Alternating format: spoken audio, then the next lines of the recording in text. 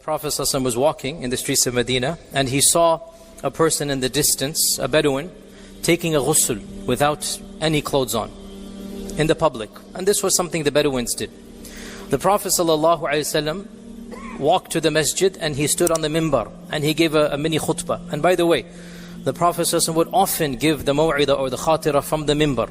That was the default, not just the khutbah. He would stand and he would give what we give the khatirah here, he would give it on his mimbar. And he said, إِنَّ اللَّهَ حَيِّيٌّ سِتِّيرٌ يُحِبُّ السَّتْرِ. Allah subhanahu wa ta'ala is shy, hayy, and sittir. He loves to cover. يُحِبُّ السَّتْرِ. He loves to cover. So when one of you takes a ghusl, فَلْيَسْتَتِرْ. Let him cover himself. This hadith teaches us, it is the only hadith in which one of the names of Allah occurs, and that is As-Sittir. This name is not found in the Quran. There are a number of names that are found only in the hadith, and this is one of those names of Allah that is found in the hadith of the Prophet ﷺ. As-Sittir, from the root satara, and satara means to cover up. Satara means to envelope so that you don't see, and therefore we call a curtain sitar because it covers up. Okay, we call a curtain sitar because it's covering what is behind it. As-sittir ala wazni fi'il, it means the one who covers up regardless of how large what is underneath it needs to be covered. So as-sittir, the one who covers no matter how large the covering, Allah's cover can encompass it. By the way, the name of Allah, the technical name is As-Sittir. Some of our brethren, they say Ya Satir. And this is not wrong, it's not incorrect, but it is not correct either. The name of Allah is Sittir. And also some brothers say Sattar. So Abdus Sattar is a common name in some lands. And again, it's not wrong, but the better version or the more accurate version is Sittir. And this is what is found in the hadith. So in today's short khatir, I want to extract some benefits from this name of Allah Azza wa Jal. What does a Sittir mean? A Sittir is the name of Allah that indicates that Allah's nature and Allah Azza wa Jal's name and Allah's action is an action of covering the faults of those whom He loves. Allah covers the faults of His beloved. Allah protects other people from seeing the faults of those whom He loves. So Allah Himself is a sittir, and He loves sitr, and He commands sitr, and He practices sitr. All of this is encompassed in the name of Allah As-Sittir. There are many types of sitr. We'll go over 3 or 4 of them as time permits.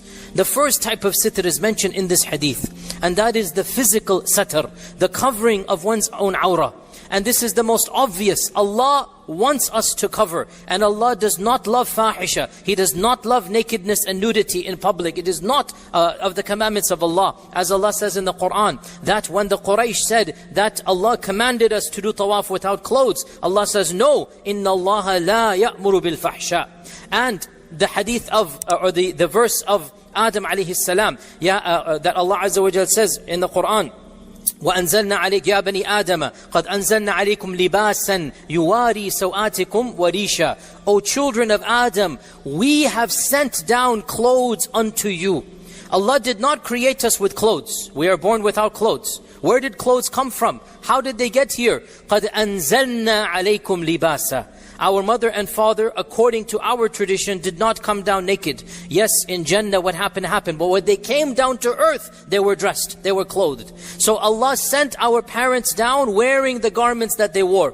Allah sent them down wanting to teach them. And then Allah says, Ya Bani Adam, O children of Adam, we have sent down clothes. We taught you and we ingrained in you that you should be wearing clothes. What is the purpose of clothes? Because قَدْ أَنزَلْنَا عَلَيْكُمْ لِبَاسًا يُوَارِي سَوْآتِكُمْ. It covers your awrah. And warisha, it is a decoration for you. So this is the first satr. And it is mentioned in the hadith that the Prophet ﷺ said, Allah is sittir, He loves satr. So when one of you takes a bath, don't do it in public, do it in private. فَلْيَسْتَتِرْ. This is the first meaning of satr. The second connotation of satr is to cover and conceal one's own faults from other people. It is a matter of haya and a matter of belief in Allah that we do not want to publicize our own sins. And this is something that some people misunderstand. They say, you know what, if I'm going to do a sin, everybody should know about it. On the contrary, don't do a sin. But if you're going to do a sin, do not publicize it. Keep it between you and Allah, because Allah Azza wa Jal is sittir and He loves satr. This is something explicitly mentioned in a hadith in Abu Dawood. Our Prophet ﷺ said that, O believers, Ya ma'shar al-Muslimin, avoid these qadhurat, these disgusting deeds. Avoid doing the sins. But whoever amongst you has done one, فَلْيَسْتَتِرْ بِسَتِرِ اللَّهِ. This is hadith of the Prophet ﷺ. If you've done it, then do cover yourself with the covering of Allah subhanahu wa ta'ala. So He told us, don't do sins. But if you've done one, don't go tell people about it. Cover with the covering of Allah subhanahu wa ta'ala. Because when you tell other people, then our Prophet ﷺ said, كُلُّ أُمَّتِ مُعَافٍ إِلَّا الْمُجَاهِرُونَ. All of my ummah shall be forgiven except those who publicize. The Sahaba said, what do you mean those who publicized? So the Prophet ﷺ said, a man commits a sin in the middle of the night and Allah has given satr to him. Then the next day he goes and he says, hey, so and so, do you know what I did last night? I did this and this. And he tells them, and he destroys the satr of Allah. Allah has at least covered your sin. Have enough haya and shame that you don't take that satr away. And the hadith in Bukhari, a man came to the Prophet ﷺ and said, O Messenger of Allah, I have committed a crime and I have hugged and kissed a lady that I should not have done. So enact the hudud on me. That's all he did. He hugged and he didn't go all the way. He hugged and kissed. Umar ibn Khattab said, Ya hada, oh so-and-so, wayhak, woe to you. Allah subhanahu wa ta'ala sataraka bi sitrihi. Allah covered His sitr upon you. Why did you have to come and break that sitr? Why did you have to come and tell us in public, I did such and such? You did something, you don't have to come and tell us. It's something private. So this shows us, if you do a sin that is private between you and Allah. We're not talking about a sin that is dhulm unto other people. That's a separate category. We're going to come to that. A private sin, you don't boast about it. You don't go and publicize it. You don't go and tell other people. It is Allah's nature, as-sittir. He wants sins to be private. He doesn't want you to commit sin. But if a sin has occurred, then between private and public, you choose private. This is the second meaning of sittir. And the third meaning of sittir, or the third connotation, is if you see another person commit a sin that is a private sin between him and Allah, it does not involve the huquq of the ibad, it does not involve the huquq of the community. If you see a person committing a sin that is private, smoking, drinking, consensual thing that might happen between two people, if you see that, then you give them nasiha privately. You tell them to fear Allah privately. But unless the community is involved, unless the huquq of innocent people are involved, because obviously, by the way, if somebody is stealing money and he's going to keep on doing that, now that's a separate thing. If somebody did something that is a crime against humanity, that's a separate thing. We're talking about a private sin, a slip up that is between a person and Allah subhanahu wa ta'ala. Nobody else is affected. The community doesn't need to know. Our Prophet ﷺ said, Man satara ala akhihi al-Muslim. Whoever covers the faults of his Muslim brother, satara. Whoever covers the faults of his Muslim brother in this world, Allah Azza wa Jal will cover his faults on the day of judgment. This is an authentic hadith which contradicts completely the culture we live in right now. This culture that we live in, it loves gossip.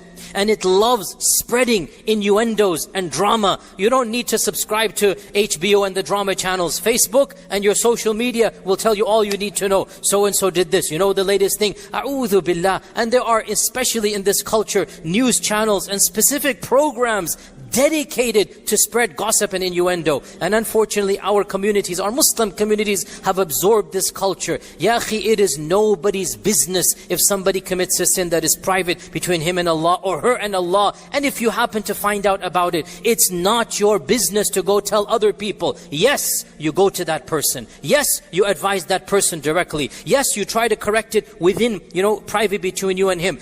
But unless it involves the huquq of others, you are not, forget obliged, you are sinful in most times for spreading. And that's why Allah says, إِنَّ الَّذِينَ يُحِبُّونَ أَن تَشِيعَ الْفَاحِشَةَ. Those who want fahisha to spread. And in the hadith or the qissa of the slander of Aisha. What did we learn from that slander story? Be quiet. Don't spread slander. Don't spread gossip. You just stop. Don't spread it. تَلَقَّوْنَهُ بِأَلْسِنَتِكُمْ. So our sharia aims to cover up. Why, by the way? Why? Somebody can say, but I need to know the crimes of so-and-so. And the response is, why? Why do you need to know? Because it is possible that the crimes of so-and-so might indeed be there, but then his good will outweigh that bad.